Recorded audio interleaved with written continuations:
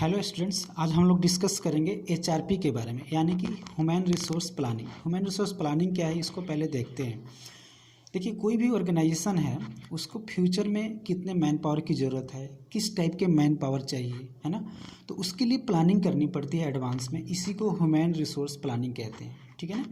तो चलिए हम इसको देखते हैं। Human resource planning is the business process for ensuring that an organization has suitable access to talent to ensure future business success. तो किसी भी बिजनेस को सक्सेस होने के लिए एक आपको मैन पावर चाहिए, है ना। मतलब कि कुछ नंबर ऑफ मैन पावर चाहिए, और वो भी मैन पावर कैसा चाहिए, वो सुटेबल होना चाहिए, वो टैलेंटेड होना चाहिए according to the organisational need. Human resource planning is the process by which a management determines how an organization should move from its current manpower position to its desired manpower position। तो आजकल देखिए कि काफ़ी changes हो रहा है environment में, अलग अलग टेक्नोलॉजी आ रही है। तो फ्यूचर मैन पावर प्लानिंग आपका कैसा होगा, है ना, आगे के इन्वायरमेंट पे डिपेंड करता है ना। आपके जो कंपटीशन है उस पर भी डिपेंड करता है। हो सकता है कि आप मैन पावर को रिड्यूस करेंगे, हो सकता है कि और बढ़ाएंगे। तो किस टाइप का आपका ऑर्गेनाइजेशन है, आपका कंपटीटर कैसा है, ये सारे चीज़ें इसमें डिटरमाइन होती है। Through planning management strives to have the right number and right kinds of people, ठीक है ना। Right number and right kind की बात हो रही है, और at the right place, okay, at the right time, and to do things which will result in receiving the long range benefit for both the organisation and the individual. तो इसमें planning का मतलब है कि आपके पास में राइट नंबर ऑफ पीपल होना चाहिए, और राइट स्किल्ड होना चाहिए, मतलब कि राइट काइंड होना चाहिए, और ठीक है ना, राइट प्लेस और राइट टाइम। उस मतलब जब जिस तरह के मैन पावर की ज़रूरत होगी वो अवेलेबल होना चाहिए। अगर ये सारी चीज़ें आप प्लानिंग सही से करते हैं और इंश्योर करते हैं, तो आपके बेनिफिट को, आपके ऑर्गेनाइजेशन को लॉन्ग रन में बेनिफिट होगा, और जो उसमें इंडिविजुअल्स हैं, यानी कि जो एम्प्लॉई हैं, उनको भी बेनिफिट होगा। आगे देखते हैं। All other activities of HR like hiring, training, remuneration and labour relations are derive from human resource planning. तो ह्यूमन रिसोर्स प्लानिंग से ये सारी चीज़ें को रिलेटेड है। हायरिंग, ट्रेनिंग, रिम्यूनरेशन, है ना। आप मतलब कि जैसे हायरिंग का मतलब क्या हुआ कि आपको भविष्य में कितना मैन पावर चाहिए, तो उस हिसाब से आप हायर करेंगे। फिर अकॉर्डिंगली आप ट्रेनिंग देंगे कि भाई आपको किस टाइप के मैन पावर चाहिए, अकॉर्डिंगली आप ट्रेनिंग देंगे, है ना। आप फिर पेमेंट उसी हिसाब से करेंगे। लेबर के साथ में कैसा रिलेशन आप बनाना चाहते हैं, आप उसको शॉर्ट टर्म के लिए हायर कर रहे हैं या लॉन्ग टर्म के लिए हायर कर रहे हैं, ये सारी चीज़ों को देखना पड़ता है। Human resource planning is also called man power planning. तो ये सीधे सीधे मैन पावर प्लानिंग की बात है, इसी को ह्यूमन रिसोर्स प्लानिंग कहते हैं। तो इसमें देखिए एचआरपी जो है, ह्यूमन रिसोर्स प्लानिंग है, इसमें कई सारे प्रोसेस है ना। ये नहीं कि सीधे सीधे आप इसको मतलब कि आप प्लानिंग कर लेते हैं, या मतलब आप किसी को हायर कर लेते हैं। हायर करने से पहले कई सारे प्रोसेस से गुजरना पड़ता है। सबसे पहले क्या है कि इन्वायरमेंट स्कैनिंग होता है। इन्वायरमेंट स्कैनिंग में क्या है कि this helps HR planners identify and anticipate source of problems, threats and opportunity that should drive the organisations strategic planning. तो जो भी आपका ऑर्गेनाइजेशन हो, उसके आपको आइडेंटिफाई करना है, आपको एंटिसिपेट करना है कि क्या क्या प्रॉब्लम्स है, क्या क्या आपको कंपटीशन है, क्या क्या थ्रेट्स है, क्या क्या अपॉर्चुनिटी है। फिर उस हिसाब से आप अपने मैन पावर की प्लानिंग करते हैं। उसके बाद में है both external and internal environmental scanning is necessary for effective HR planning. तो इंटरनल में हो गया कि आपको कितने मैन पावर की ज़रूरत है, आपको मतलब किस टाइप के मैन पावर चाहिए, और एक्सटर्नल फैक्टर्स भी है, जैसे कि कंपटीटर्स आपके कैसे हैं, लेबर मार्केट कैसा है, इजीली अवेलेबल है कि मतलब क्या है वहाँ पे, फिर लीगल इन्वायरमेंट कैसा है ना।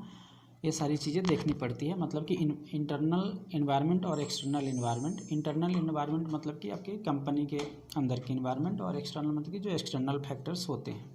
उसके बाद में labour demand forecast. It projects how business needs will affect HR needs using qualitative methods and quantitative methods. तो ये कई सारे मेथड्स है जिसके बेस पे आप लेबर डिमांड फॉरकास्ट कर सकते हैं, ठीक है ना।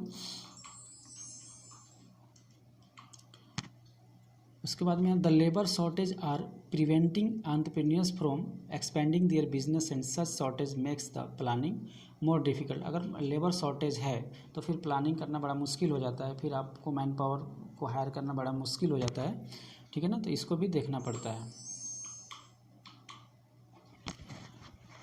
उसके बाद में है labour supply forecast. Whereas the labor demand forecast projects HR needs, the labor supply forecast projects resource availability. Through this forecast, one can come to know the firm's current and projected competencies. Supply forecasts are typically broken down into two categories: external supply and internal supply. तो कभी कभी internal supply भी होता है, यानी कि आप किसी को प्रमोशन दे सकते हैं, या मतलब कोई आपका मैन पावर रिटायरमेंट के लिए जा रहा है तो आप उसको एक्सटेंशन दे सकते हैं, ठीक है ना। ये सारी चीज़ें होती है इंटरनल सप्लाई। और एक्सटर्नल सप्लाई जो कि ओपन होता है, ठीक है ना, आपको फ्रेश इम्प्लाई करना होता है। इंटरनल सप्लाई को पहले देखते हैं। Internal labour supply consist of those individuals and jobs currently available with in the form. Information on personal is maintain in human resource information system. तो ह्यूमन रिसोर्स इंफॉर्मेशन सिस्टम क्या है कि मतलब पूरा डाटा होता है आपके एम्प्लॉय का, ठीक है ना, किसके पास क्या क्वालिटी है, क्या स्किल्स है, कहाँ पे कौन क्या काम कर रहा है।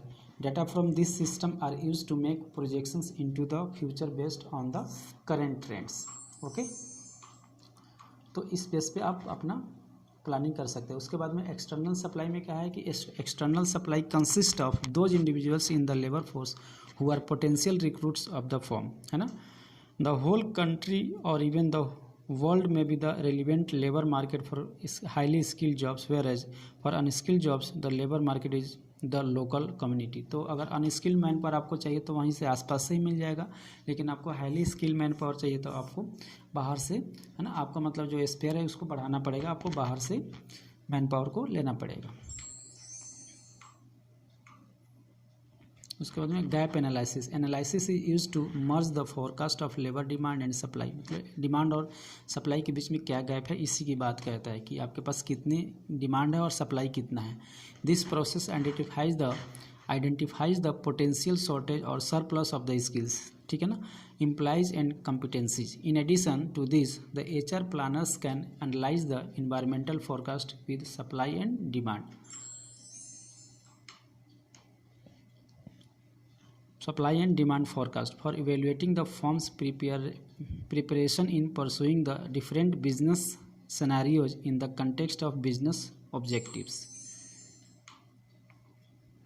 उसके बाद में एक्शन प्रोग्रामिंग में क्या आता है, it is the final step of HR planning. Okay, action programming में क्या है, it is the final step है। It takes the adopted solution and lays down the sequence of events that need to be executed to realise the plan. The purpose of this step is to make certain that the decisions taken in the previous 4 steps are brought into action।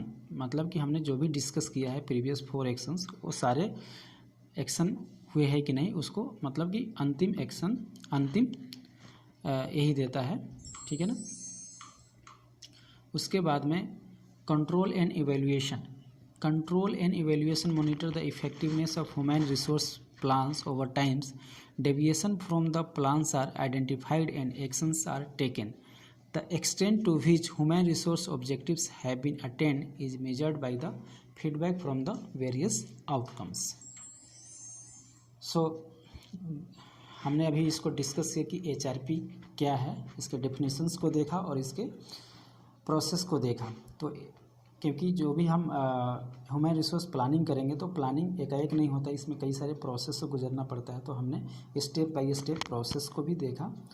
Now thanks for watching this video, please like and subscribe. Thank you.